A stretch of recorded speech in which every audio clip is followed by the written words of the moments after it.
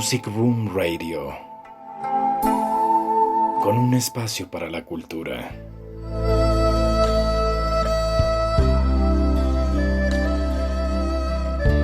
Hoy el filósofo Byung-Chul Han.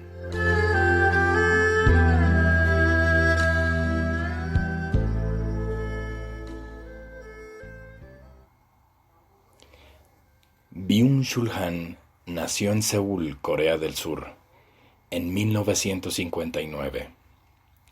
Es un reconocido filósofo y teórico cultural radicado en Alemania. Estudió filosofía en la Universidad de Friburgo y literatura alemana y teología en la Universidad de Múnich. Actualmente es profesor en la Universidad de Artes en Berlín. Ha escrito una serie de libros contundentes sobre temas tan diversos como los trastornos de personalidad, la depresión, Internet, el amor, la cultura pop, la religión, la subjetividad y violencia. Su obra más reconocida es La Sociedad del Cansancio, 2012, y otros de sus títulos son El aroma del tiempo, Psicopolítica, La sociedad de la transparencia y La agonía del Eros.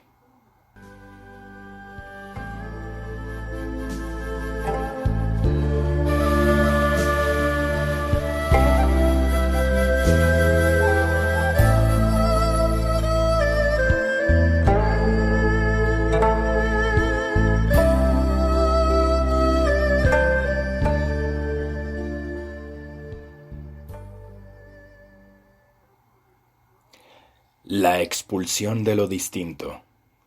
Fragmento. Hoy hemos dejado de ser frágiles niños. La fragilidad infantil como receptividad para el otro ya no corresponde con el carácter de la sociedad narcisista. El yo que se robustece y al que las relaciones de producción neoliberales fomentan y explotan queda cada vez más escindido del otro. La voz del otro rebota del todo contra el ego que se acrecienta. La sobrecarga narcisista, que caracteriza el centrarse en sí mismos, nos vuelve sordos y ciegos para el otro.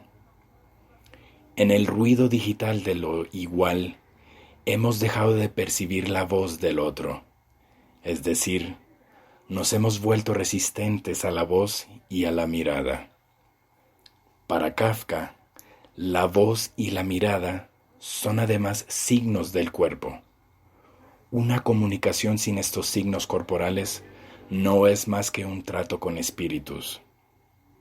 ¿A quién se le habrá ocurrido pensar que la gente podía relacionarse por correspondencia?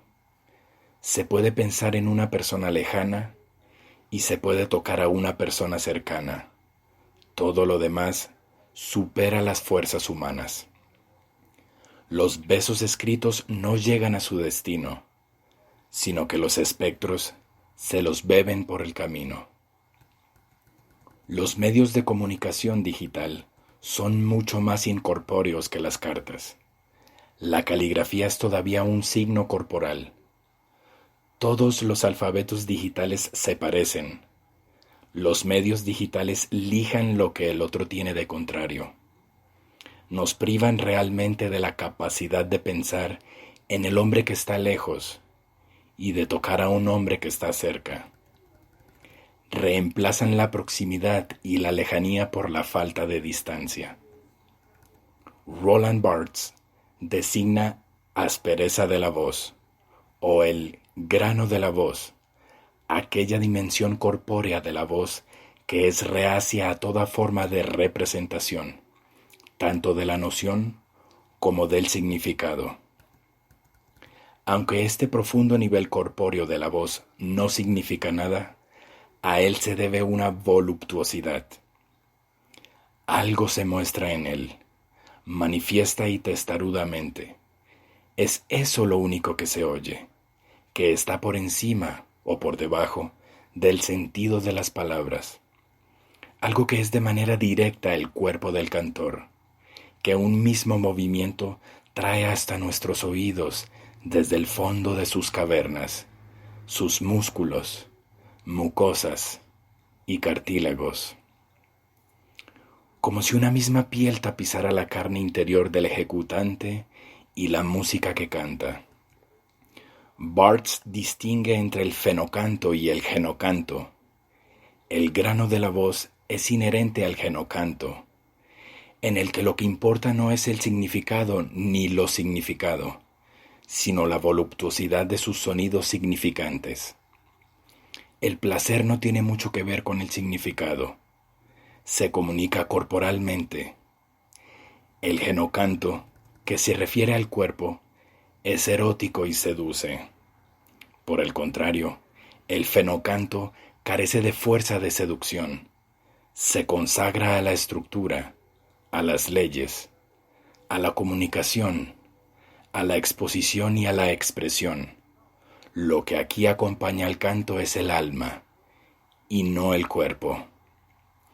En el fenocanto no son audibles la lengua ni las mucosas, solo resalta el sentido, mientras que el genocanto hace sonar lo sensible. El fenocanto carece de toda corporalidad, de toda sensibilidad.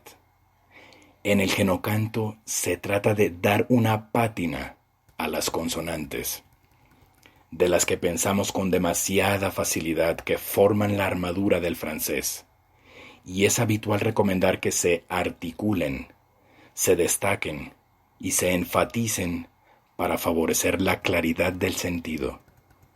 En el genocanto, las consonantes se usan simplemente como trampolines de la admirable vocal. Las vocales habitan el cuerpo voluptuoso. Las consonantes trabajan con el sentido, pero la verdad del lenguaje no radica en su funcionalidad, claridad, expresividad, comunicación, sino en la voluptuosidad y en la seducción. También en Novalis las consonantes representan la prosa, el significado y la utilidad. Consonado significa inhibido, ceñido, constreñido. Al espíritu consonado le resulta ajena la negatividad de lo desconocido, de lo enigmático, del misterio.